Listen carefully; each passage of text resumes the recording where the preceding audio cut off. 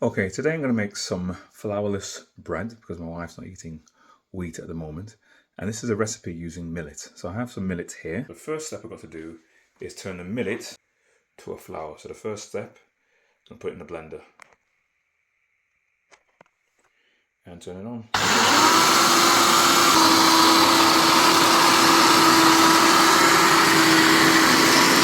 So I blended the millet into flour, just using a regular liquidizer or blender. If you've got a really high-powered food processor or something, you could do an even better job. It's not done a bad job. It looks like polenta or cornmeal. It's pretty fine. There's no chunks left. So I think that's successfully converted our millet. We started off like this into a flour. Now we have a millet flour.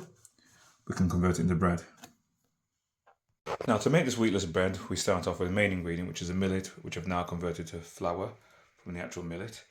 Then we have something called psyllium husk, like a fibrous thing. It sort of swells up and absorbs liquid.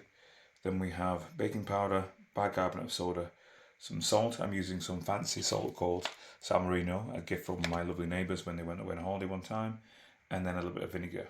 So there's no yeast using this. So for whatever reason you can't have yeast at the moment, or you can't have gluten in any form, this is going to be a great alternative. Okay, so to make this gluten-free bread, really simpler. We have our millet.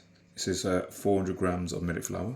It's made by grounding regular millet grain. Then we need 3/4 of a cup of psyllium. I'll put 3/4 cup of psyllium. Goes in there. Next, I need half a teaspoonful of bicarbonate of soda, followed by 2 teaspoonfuls of baking powder. They're not the same. And steady on with bicarb because it's got a really bitter taste if you put too much of it in.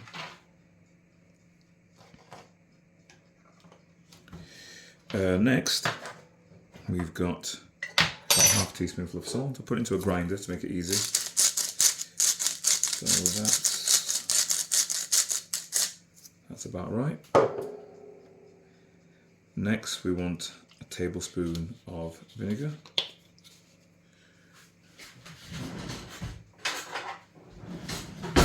So, there you go, tablespoon of vinegar. And water, about 590 mils of water. And then stir. Once you've done that, it starts off looking like quite a lot, but the psyllium husk and all the ingredients will thicken. It'll start to form a bit of a gel. So it looks like it's too much to begin with, but already you can see the mixture starting to thicken. So I'm going to let that thicken for about 5 minutes. Okay, so it's been sat for a little while. The mixture's thickened. It's kind of sticky, but I think that's kind of the nature of this. Now there's no gluten in it, so there's nothing in it to make it stretchy. You know what I mean? You see people with a pizza dough and they're spinning it around and it's stretchy, and there's nothing in here to make it do that. So I'm just going to try and fashion it the best I can with my hands and then transfer it to a baking tin.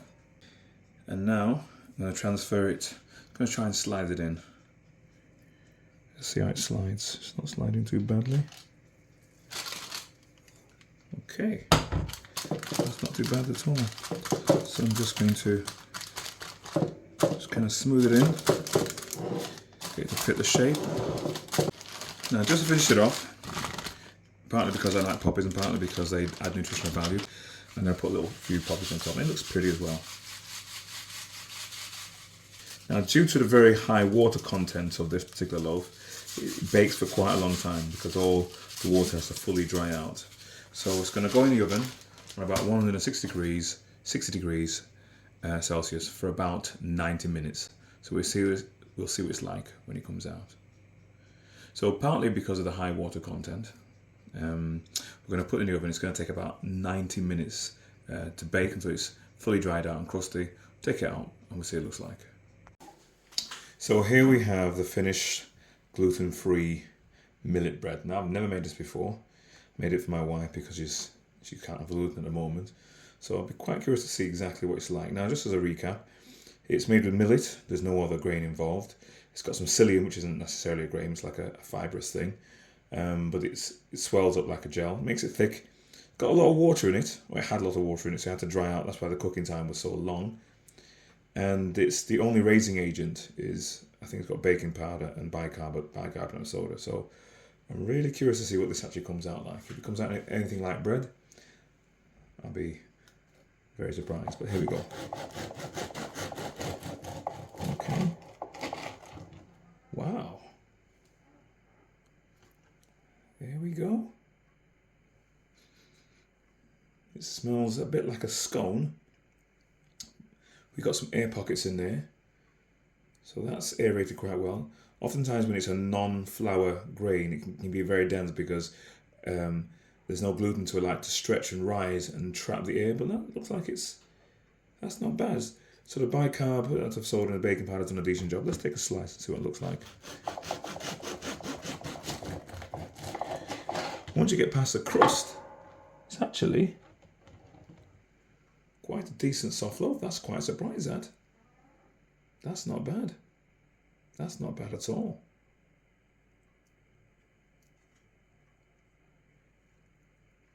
So that's a grain-free, a flour-free bread. That's not bad at all. Let's see what it tastes like. This out of the way. Bit of a funny angle, but there we go. Let's see what it tastes like. So this is the bread. It's quite soft, surprising. It's got air in it. It's not like a rock solid dense thing. It doesn't smell like wheat, to be fair. It smells, the thing I can think of, it smells a little bit like a scone. It's not a bad thing, but it doesn't smell like wheat. That's what it tastes like.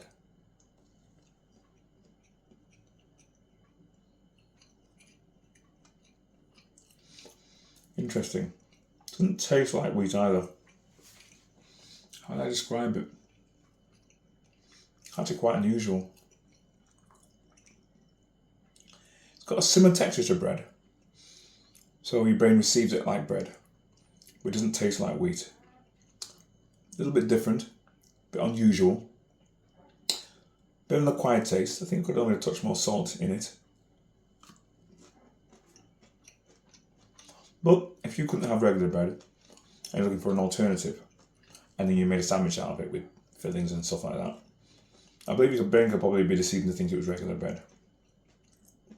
Personally, I'm not loving the taste, but I see what my wife thinks. Surprising though, ain't bad. I think it could grow on me. Right, I just tried a bit, put a bit of marmalade on it, as you would a piece of bread, and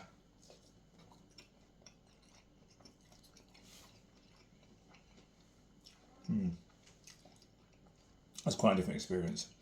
Once you've got some kind of topping on it, either butter or margarine or something, your brain just doesn't focus on the actual taste of the grain itself, and you more receive as a whole. So it tastes a lot more like bread when you put something on it. So as I'm eating it now, a bit of jam on it, and chewing through it, if I wasn't told, I'd just be thinking it's a piece of bread.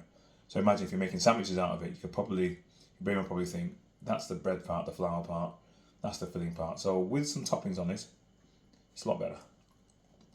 Not bad.